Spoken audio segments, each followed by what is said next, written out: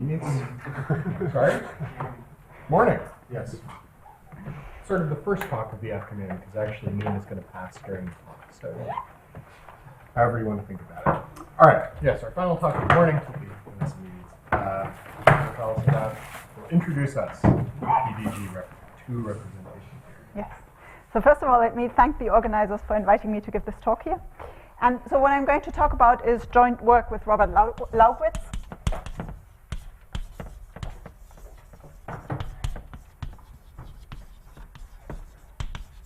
And it's very much in the spirit of the first talk of this morning, because it's actually the ideas come from Khovanov originally and have been further sort of worked on by Yuchi and Ben Elias.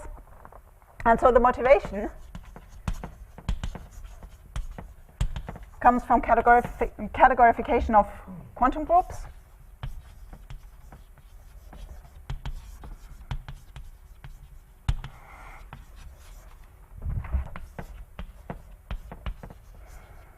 And so via some two categories, and they're very well known.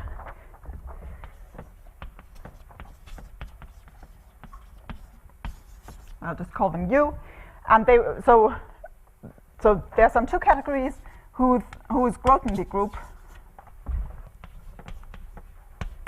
is isomorphic to UQ of G. And they were defined independently by Khovanov, Lauda, and Ruquier. And so a quantum group comes with a Q, and in this category, this doesn't move up, okay.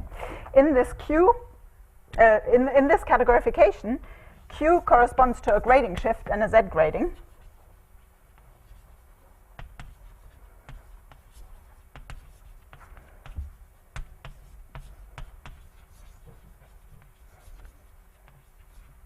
And in particular, that means it's generic.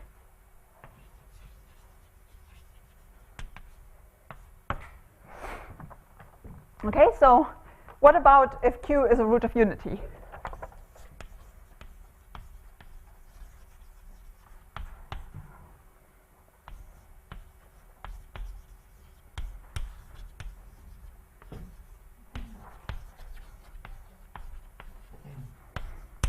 And this is something that's motivated by the categorification of invariance of three manifolds. So the problem that we have is that if you want the relation Q to the P equal to 1, then you have your usual Chevalier generators E and F, and well, with EI and so on, but E to the P ends up being 0. Okay. So this is impossible if you want to have exact functors on some additive or abelian categories.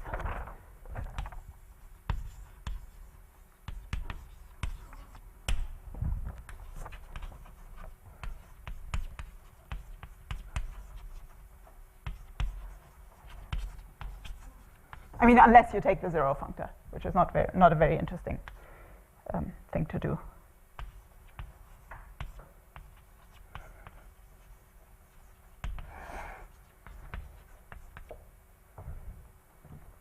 Okay, so then the idea that's originally Khovanov's idea, but I'll also mention Yuchi and Ben Elias, is that if P is prime,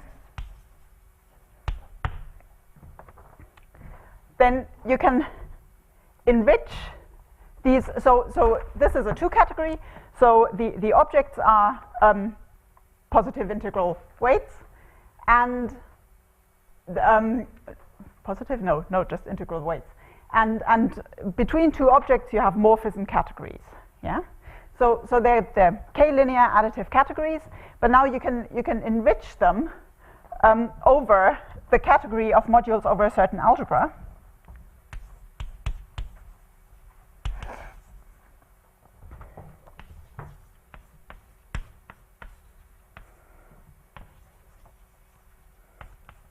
So graded modules over an algebra H,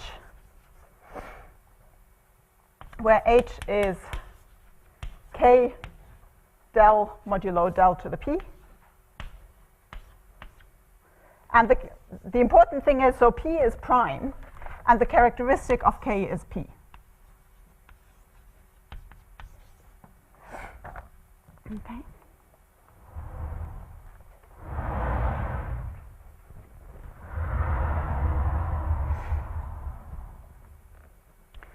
So H is a Frobenius algebra.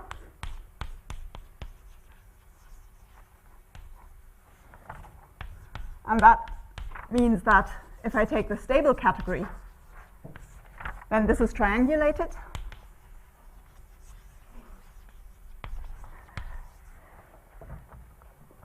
And its K0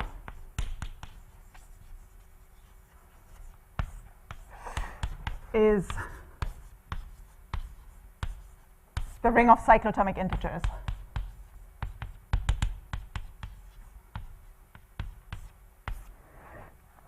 Okay. So you can view this, so this delta like a p differential. Yeah, so normally you have differentials, differential graded algebras where the differential squares to 0, and now its pth power is 0.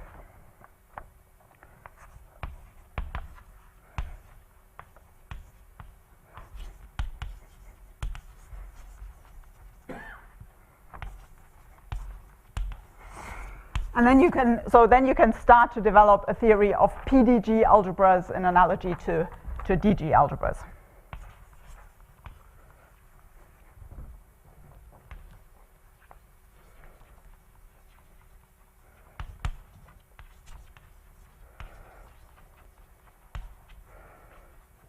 And in particular, you get derived categories.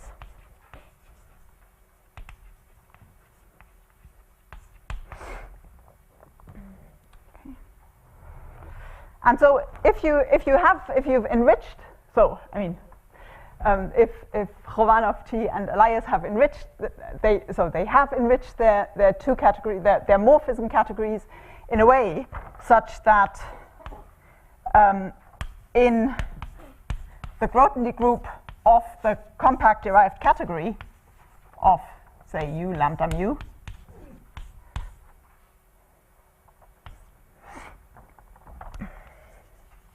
we get that e to the p is now somehow a complex of lots of copies of the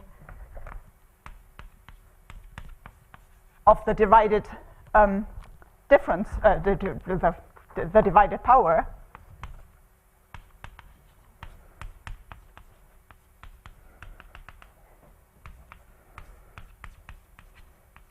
And so there are p factorial of those.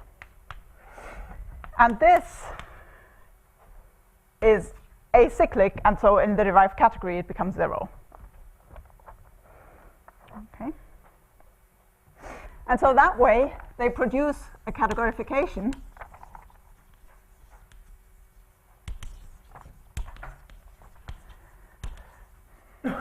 of the small quantum group of SL2. So this is in a paper by Khovanov and Chi and Elias and Chi.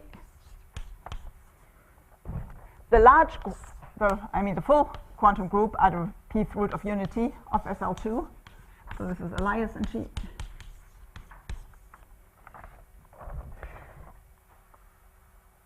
And there is a candidate for a categorification of the positive part of UQ of G for any simply laced Cartan datum.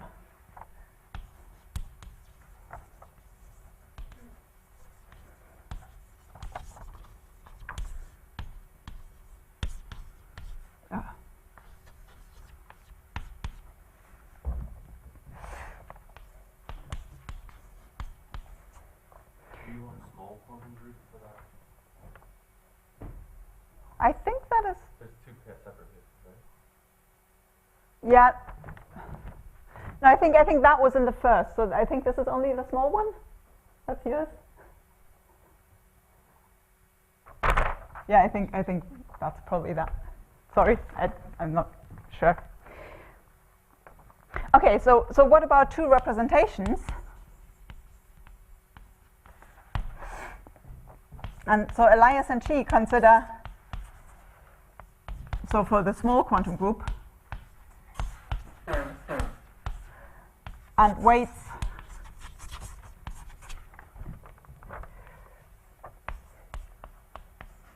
between 0 and p minus 1. There are the finite dimensional graded simple modules, and it turns out that, I mean, usually the finite dimensional modules are categorified by cyclotomic nil Hecke algebras in this case, and it turns out that taking the cyclotomic quotient of the nil Hecke algebra is compatible with the differential, so they get an action on, and I'll just call it that. So it's the nil Hecke algebra with the differential, and this is the normal cyclotomic quotient. Okay? And this categorifies the simple module.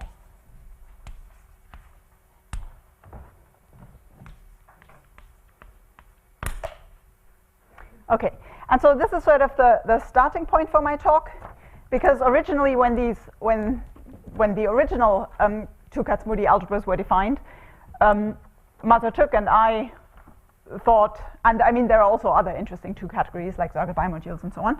So we thought, wouldn't it be nice to have some very general abstract two representation theory for these types of categories? And well, now there are new types that what we've done doesn't apply to. So let's start from scratch. And so first of all, we need to learn a bit more about PDG categories before we talk about PDG2 categories. So C is a PDG category if it is additive and enriched over the symmetric monoidal category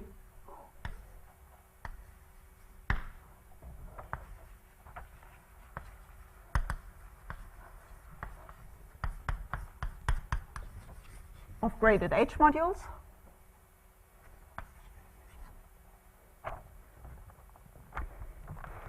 Okay, and this gives us, so the symmetric monoidal structure tells us how to differentiate composition of morphisms. And this is so this gives rise to del of Fg is del of F G plus F del of G.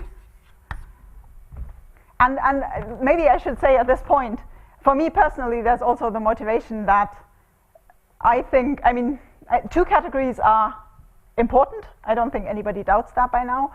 I think DG2 categories will be important at some point because DG categories are just everywhere. And doing PDG, because of this nice assumption on the characteristic, means you're somehow doing DG without having to worry about signs. So it sort of seems everything we're doing will work for DG if we just go through and put sprinkle signs everywhere where we need them for the DG world. So here you see there's nothing on the degree of anything. Okay. So then if you want to work with these things, it very clearly becomes clear that you need to distinguish for everything that involves morphisms. You need to distinguish whether those morphisms are just arbitrary morphisms or whether they're of degree 0 and annihilated by the differential. And so we call these things K isomorphism, or then we have K indecomposable morphisms and K idempotents and so on. If these are all morphisms, so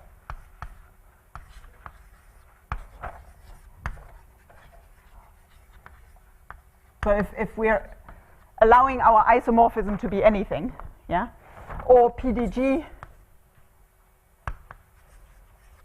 iso, PDG indecomposable, also PDG idempotents and so on, if we allow only morphisms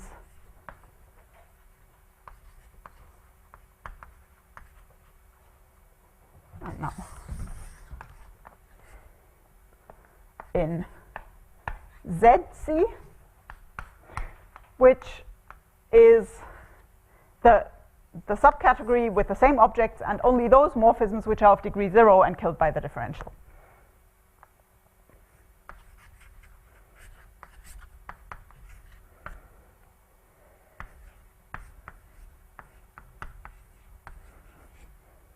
Okay. And then we define a category that we call C overline for no reason other than we couldn't find a better notation, which has objects X which consist of somehow a direct sum of objects in C, but we really view this direct sum as a list. So these are ordered direct sums. Yeah? And alpha, where alpha is an upper triangle, so the xi are in C, and alpha is a strictly upper triangular matrix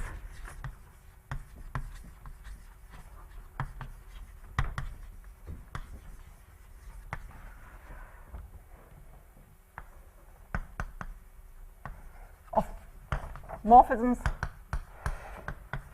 such that if I take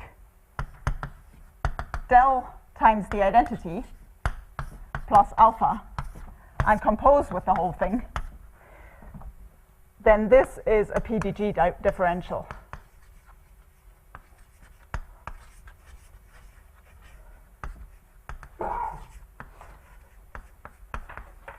On Hom C, blank into this direct sum.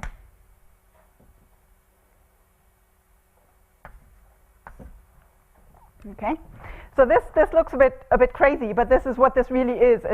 It's one-sided twisted complexes a la Bondal and Khovanov in PDG world. Yeah. So I should somehow. So.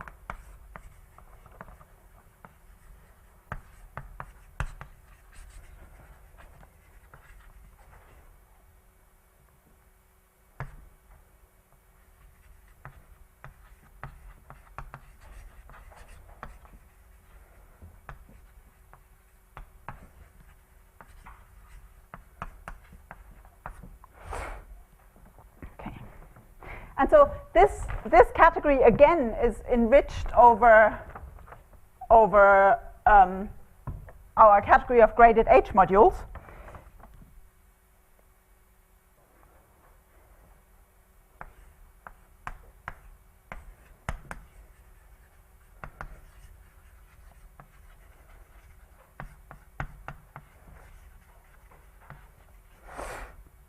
So the Hom space between x and y is just, well, the direct sum over all Hom xi yj. And if I take fkl, such a something in here, and I differentiate it, well, so the differential in my new category is the differential in the old category. So this is an overline here.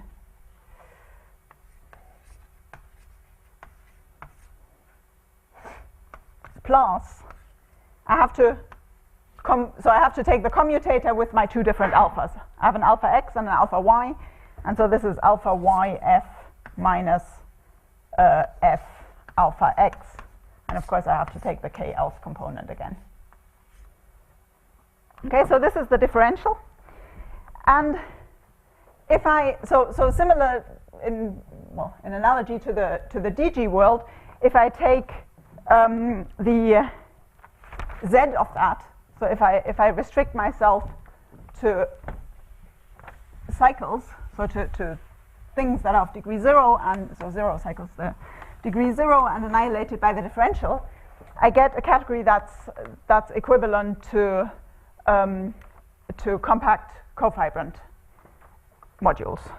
So ZC overline is equivalent to the category of compact cofibrant C op modules. And our main motivation for actually working with this category is because if C is small, then this is also small, whereas the category of modules is not going to be small. Okay, and now we can define the stable category of our PDG category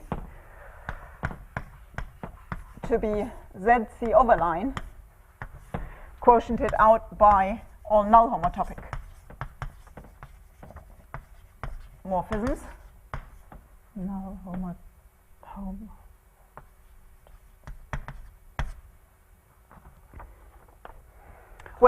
So a morphism is null homotopic if it's if it's on the bottom of a P cycle. So it's if I decompose my morphism spaces in the category of H modules, then it's the socle of a projective injective. Okay, so that's null homotopic. And so again, in analogy to the DG world, Yuchi proved that this is, so after taking the equivalence to cofibrant modules, this is the equivalent to the compact derived category of C. So in some sense, really, this C overline should be seen as a PDG enhancement. Yeah. So in analogy to DG enhancement, we now have a PDG enhancement of this triangulated category. Okay, and we play with sort of various finiteness conditions, and I'm only going to give the strongest one here because I need that to state. So I mean, we even need some finiteness conditions, some mild ones, in order for this to be true, but I didn't want to go through all the different hierarchies in order to not get too technical, because it is already quite technical. So we say that a PDG category is strongly finitary if it is complete with respect to all idempotents, so not only PDG ones.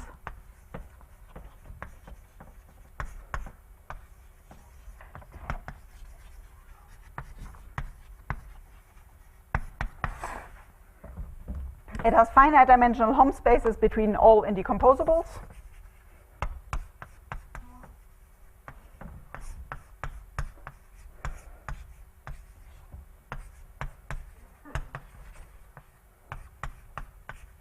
And by this I now mean K indecomposable, but since we're K idempotent complete, this is the same as PDG indecomposable. And I only have finitely many PDG iso classes of K indecomposables. So PDG iso of K indecomposables. Yeah, I could have. I don't allow myself to have, say, only one K isomorphism class, but with infinitely many possible differentials on that.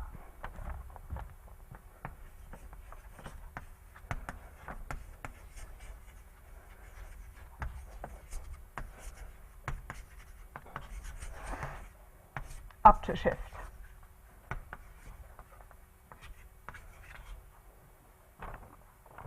Okay. And finally, if I take, so I could say I take the additive subcategory of K indecomposable objects and take the overline of that, and then my C has to embed into this. So this is the same as what Chi and Elias called having fantastic filtrations by K indecomposables. So C is contained in B overline for B, the full subcategory, so full additive subcategory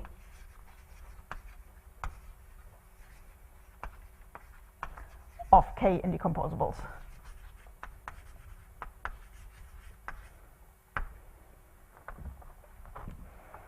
Okay. Okay, so this is sort of a crash course in PDG categories. So now let's talk about two representation theory.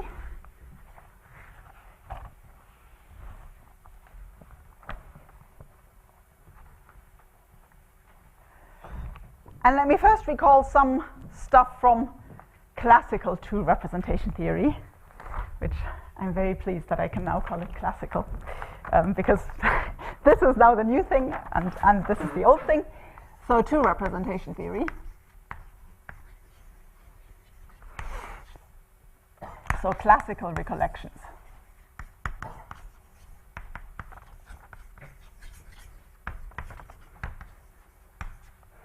So Walter and I call a two-category C finitary if the number of objects is finite, and this is absolutely non-crucial. So I mean, I just gave a first-year PhD student as an exercise to remove that, yeah, and he's making quite good progress.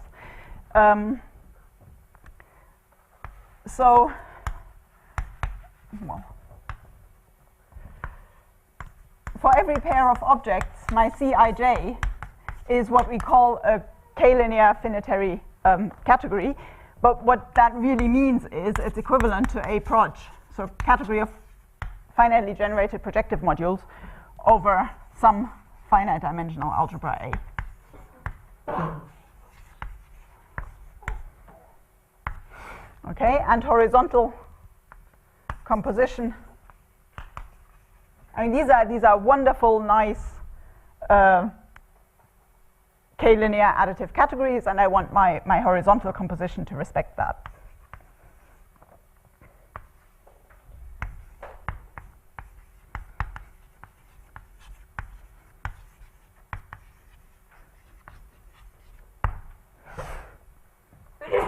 Okay, and finally, we want the identities to be indecomposable.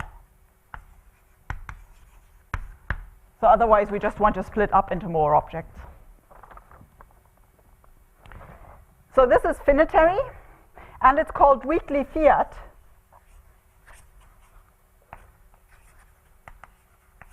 if there exist adjunctions.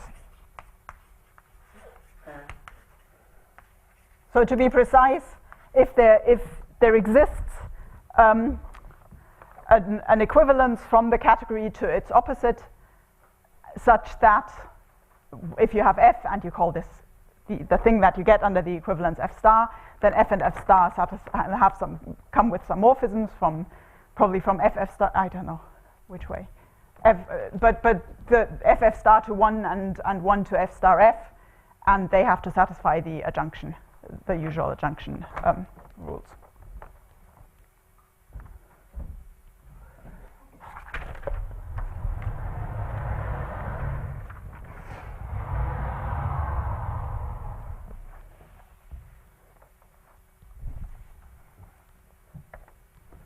Oh, I forgot that board.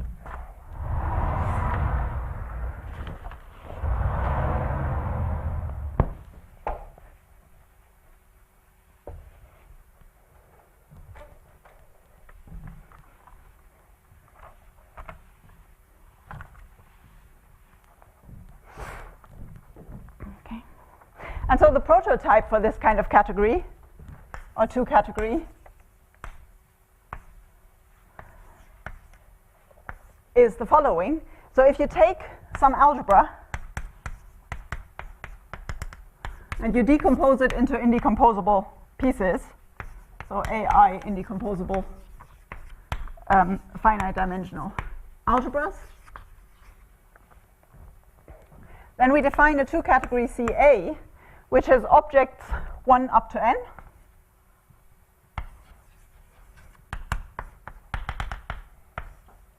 where we identify I with the category of projective modules, so finitely generated projective modules over AI. One morphisms is the closure of functors ISO to tensoring with something with things in the additive closure of A plus A tensor A over K. So we allow ourselves identity functors and tensoring with any projective bimodule. And two morphisms are simply all natural transformations of such functors. And this is finitary, and it's weakly fiat if A is self-injective.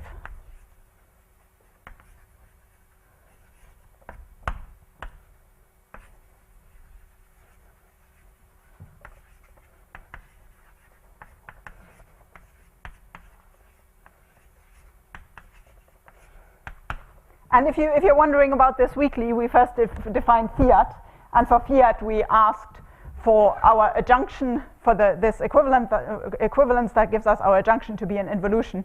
And so then if you want fiat, then you require A to be weakly symmetric. So for every projective module, so all projective modules are injective and have the same top and socle.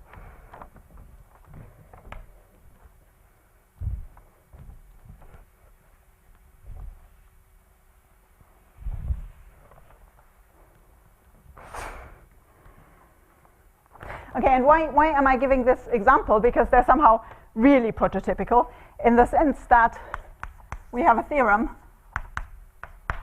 that I'm going to call a theorem in quotation marks because I don't want to give an exact statement. But it's somehow a very weak version of some art in Wedderburn, which somehow says that these are simple in some sense.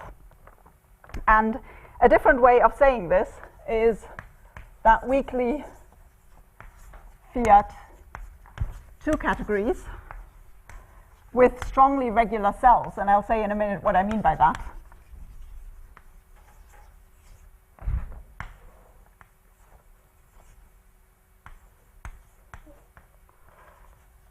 And this is why it's a theorem in quotation marks, because they are built from whatever I mean by that. Two categories. And now they're roughly bi-equivalent. Bi-equivalent to C sub A for some A. Yeah.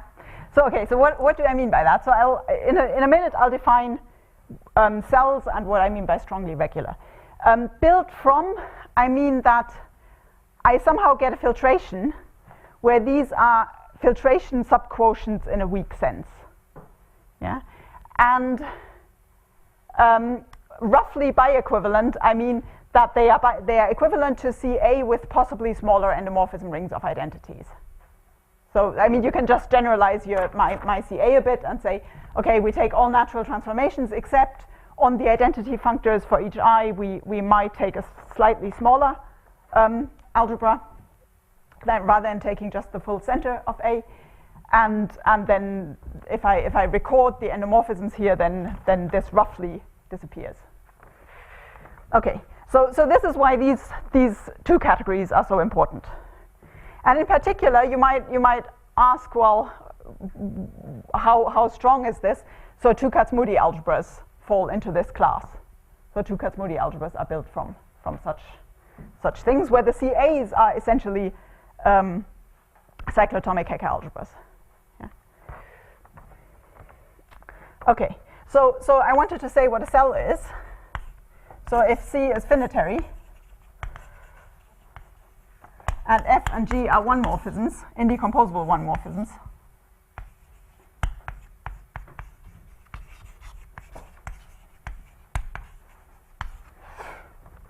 then I say F is left less than or equal to G if and only if there exists some one morphism H such that G is a direct summand of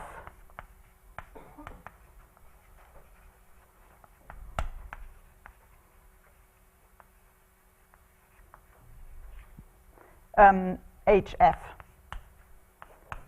So I can left multiply my F by something, and as a direct summand I get bigger things. Yeah.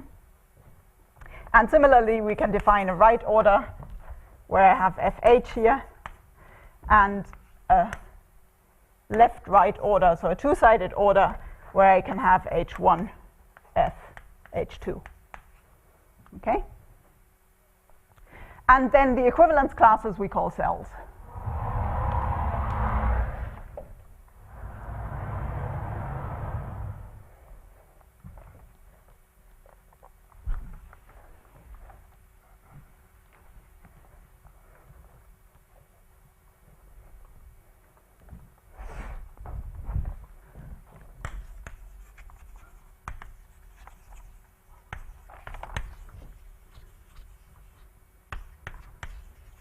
Left, right, or two-sided cells.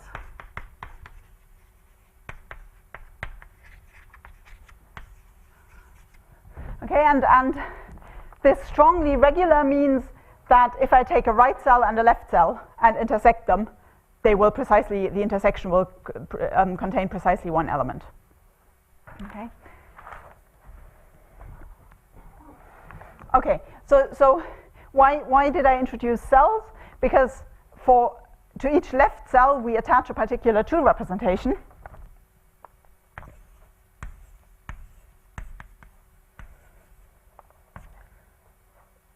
So the cell 2 representation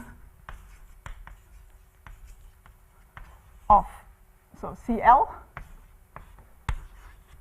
and we usually use math BF symbols for 2 representations, and that's difficult on the board, so it'll have to be math BB. So what is this? This is the quotient of, well, I take everything in L, I allow myself to apply everything from the 2 category, so every one morphism.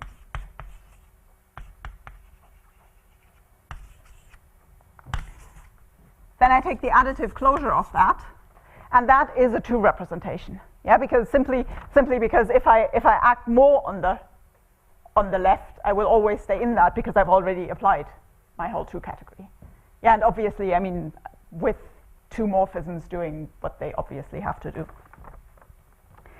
Okay, so this is a 2 representation, and now this will have a unique maximal quotient, so a unique maximal ideal that does not contain the identities on any objects in my cell, and on any is equivalent to on some in that case. So take quotient of that by maximal ideal I not containing it X for any X in L. Okay, so this is the cell 2 representation, and so why are cell 2 representations important? Because we can define a notion of simple transitivity, which is sort of what a simple 2 representation should be. And so our reason for thinking this is the right notion of simple is because using that we get some analog of a Jordan-Hölder theorem. And these things, so these cell 2 representations are always simple transitive, and in many cases they actually exhaust simple transitive 2 representations. So there exists a notion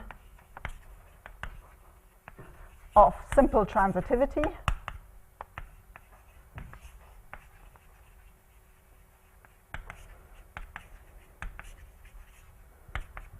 for 2 representations.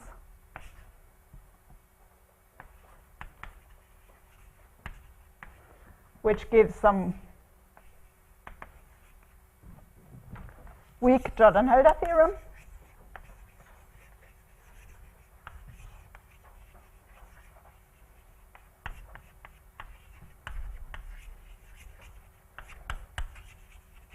And I mean, I call it weak, but it's the strongest that you can expect in 2 representation theory, because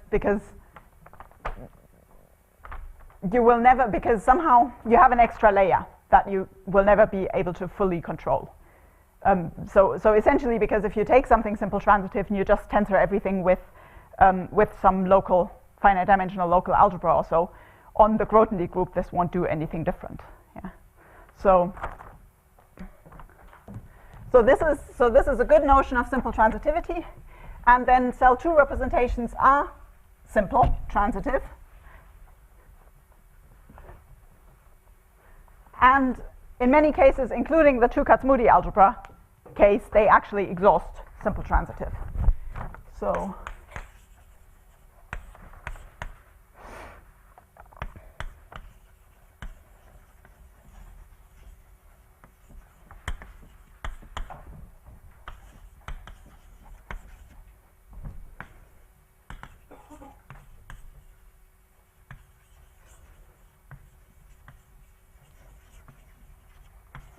I'm giving this because this is what applies to two Kac-Moody algebras, or their quotients in some two representations, but you get successively bigger ones, so in the end they exhaust the full two category. But so there are lots of other two categories where cell two representations are the only simple transitive two representations. But they're not always the only ones. So there are examples where they're not. For example, for circuit bimodules, if you go outside type A, you get simple transitive two representations that are not cell. So simple transitive.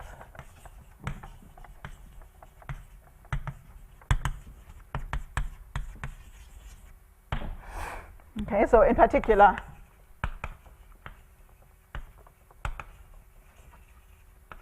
for two Kac-Moody.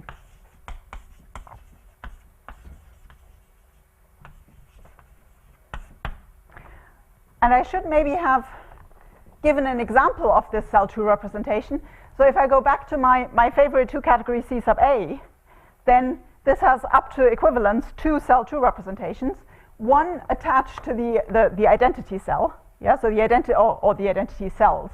So I guess it has n plus 1, because I can fix one object, the identity on that will be its own cell, and then I simply have a two representation where the identity on that object acts as the identity and everything else kills it. Okay, so that's quite boring. And the interesting cell 2 representation is the one that corresponds to the big cell where all the projective bimodules live. And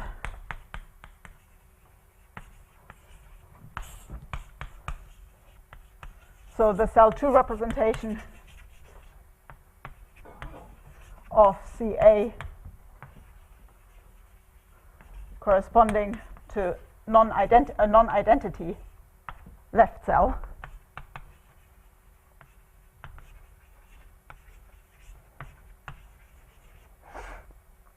is just, so CL of I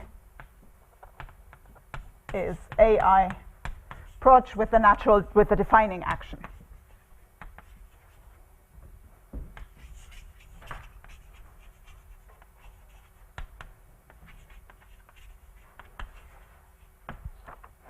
Okay. So this is, for the purpose of this talk, what I need from the classical world. So now let's go to PDG2 categories.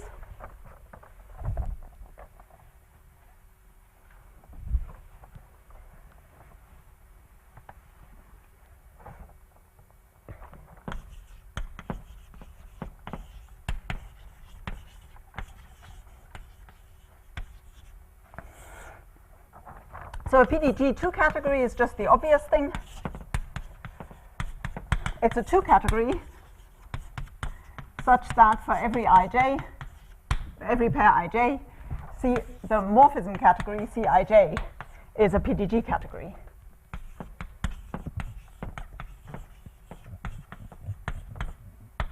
And moreover, we want horizontal composition to respect that. So we want horizontal composition to be a biadditive PDG functor.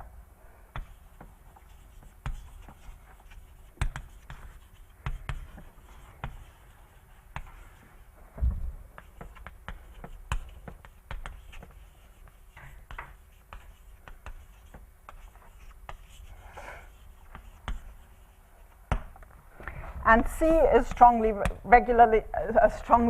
finitary if each morphism category is. Yeah. So this is our strongest finitarity assumption.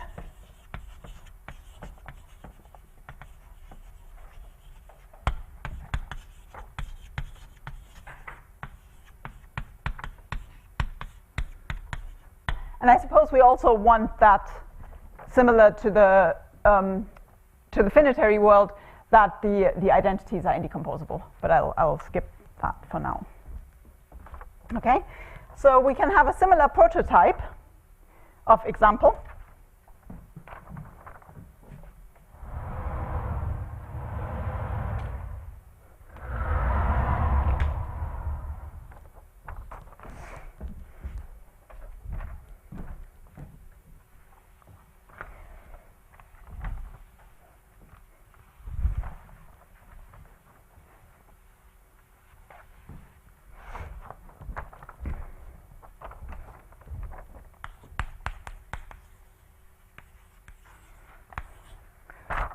So now I take some PDG category, which is the coproduct of some indecomposable PDG categories, where the AI are strongly finitary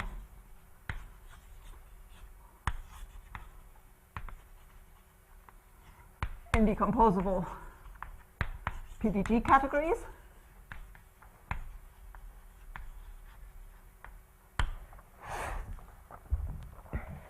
And then I again define CA.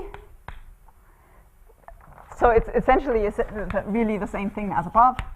Objects 1 up to n, where I, and now I need to replace the category of projectives modules by what makes sense. So this is going to be AI overline. One morphisms are the PDG additive closure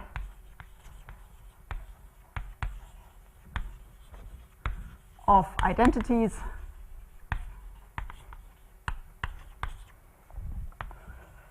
and compositions of functors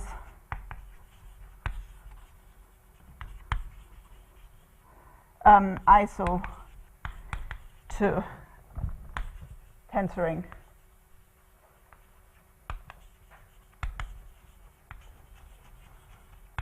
with objects in a tensor. Oh God. This was not the smartest choice of symbol because I struggle writing these A's. Okay, and two morphisms are just natural transformations. So this is the complete analogy to the thing that we defined there. And in particular, so if we have a PDG2 category, well, we can simply forget about the differential, and we get some, if we have imposed the right finiteness conditions, we get some finitary 2 category. And so forgetting the differential, we denote by taking the bracket.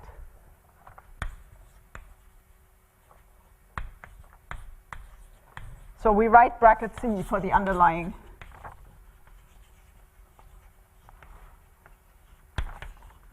finitary 2 category.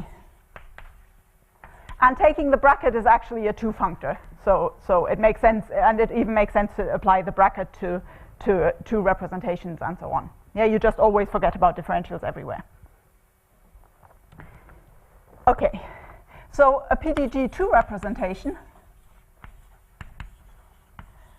well, it has to be a 2 functor to somewhere, and the somewhere is categories equivalent to PDG categories equivalent to some C overline to some of our nice PDG enhancements of PDG triangulated categories. So M, where M sends I to M of I, which is equivalent to CI overline for some PDG category, strongly finitary in this context.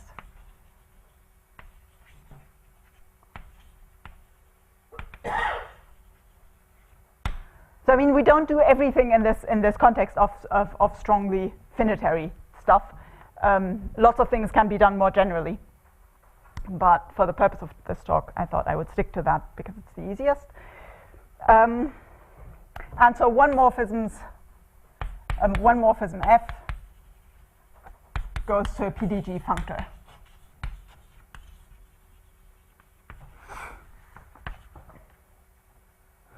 Okay. And then under certain finiteness assumptions, which are slightly weaker than strongly finitary, so we don't need fantastic filtrations, in order to construct cell 2 representations,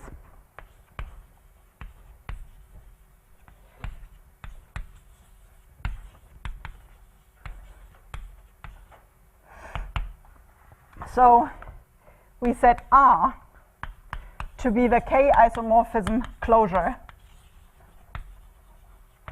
of the same thing as before. So K-isomorphism and additive closure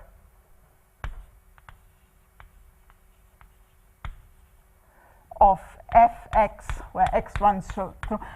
Sorry, I forgot to say that cells, in this context, we just define to be the cells of the underlying finitary 2 category. Okay? So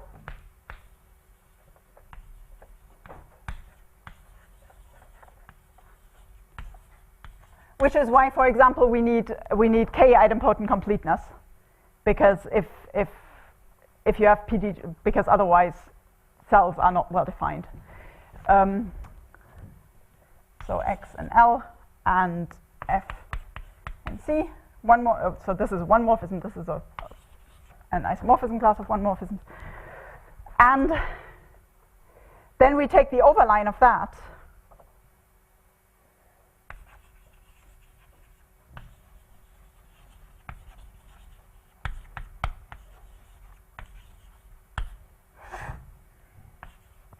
By, again, the maximal ideal. So C stable ideal I not containing the identity on X for any X and L. Okay. So I might have forgotten to say C stable earlier when I was it somehow seemed to me now that maybe I didn't say that, but obviously, I mean, if we want a 2 representation, we better quotient out by something that's stable under the action. Okay, so this is our cell 2 representation. And then, so in general, these are very hard to determine for exactly the same reason that we heard in the first talk, that already DG categories, if you don't have nice assumptions on them, are very hard to deal with. And PDG is not any easier. But in the particular case, where C is CA, for such strongly finitary PDG categories, but still, even then, we need an extra assumption, namely that the radical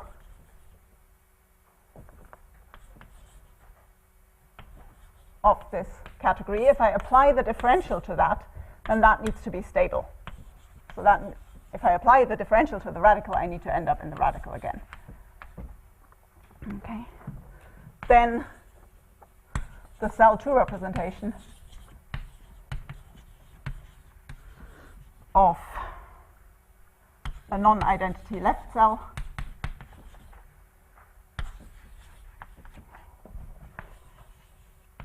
is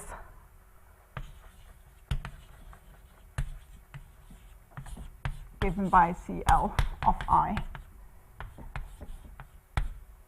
A is AI overline with the natural action.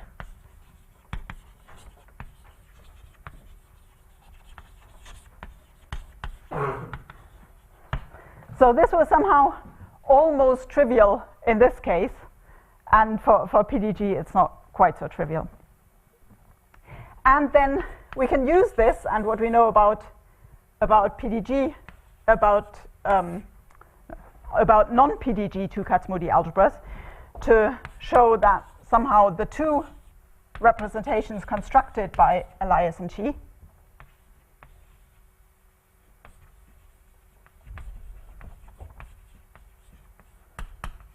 that I talked about earlier are cell 2 representations.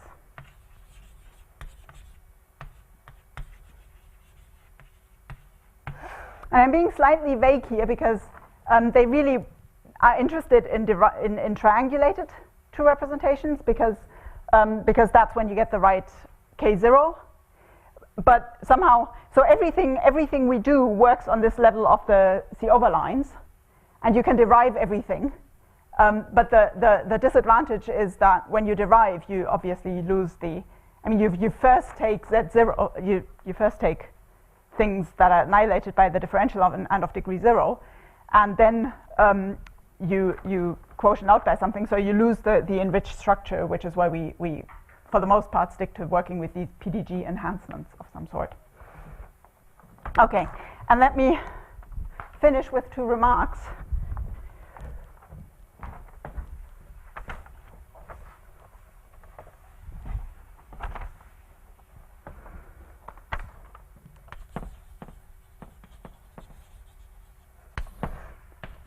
So the first is that in general, I could look at the cell 2 represent. So if for this 2 category, I take the bracket, then I get something of this form again. Yeah, then I get something because I can. Yeah, I mean, you can associate an algebra to such a PDG algebra to such a category. And then if you forget about the differential, you just get a normal algebra and you're back in the world of the upper board. And so I could look at the cell 2 representation, and our cells are the same because that's how we defined them. So I could look at the cell 2 representation of the bracket category, the finitary category, and I could compare it with the cell 2 representation, and then I take the bracket. Yeah? So do taking the bracket and taking cell 2 representations commute. And in general, this is not the case. But one is always a quotient. This one is always a quotient of this one. And CL is an inflation of CL of C. Okay. And the second remark is that the analog of simple transitive implies cell.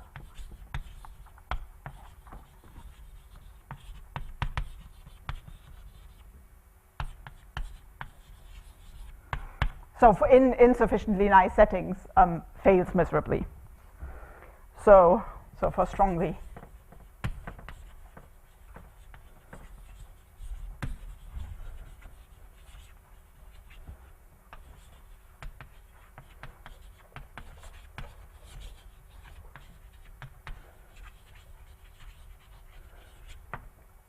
So with everything you do, it seems like in PDG world you have to put in massive numbers of extra assumptions. And yes, and I don't need the final minute. Thank you. Are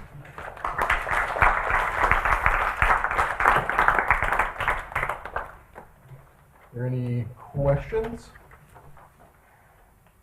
So, I mean, I was sort of wondering,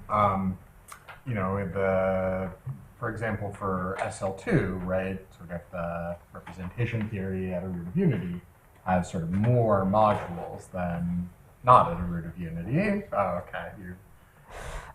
We haven't looked at that at all. I mean, somehow so far we've really tried to come up with the appropriate framework and assumptions to try to prove statements analogous to what we did in classical 2 representation theory. I haven't actually worked with any of these PDG2 Kac-Moody algebras myself, so I mean that is a very interesting question and something that's certainly a good question for the future, but we haven't. Well, I mean, sort of, right, I mean, one way to say this is like one natural thing to look for in such a framework is a theory of extensions. Yes, right? And yes. So, one way to think about what changes is the extensions change. Yes, but somehow, I mean, the problem is I haven't really looked at this because we're really still, those are the very, very baby steps of this subject. But, so, I mean, we have looked at extensions in the finitary world, and it's very, very hard to define extensions in any meaningful way. So you can somehow, I mean, you have examples where you have extensions, but sort of trying to develop anything like some homological algebra is yeah, I don't know. We've tried and we haven't really gotten anywhere. So. Any other questions?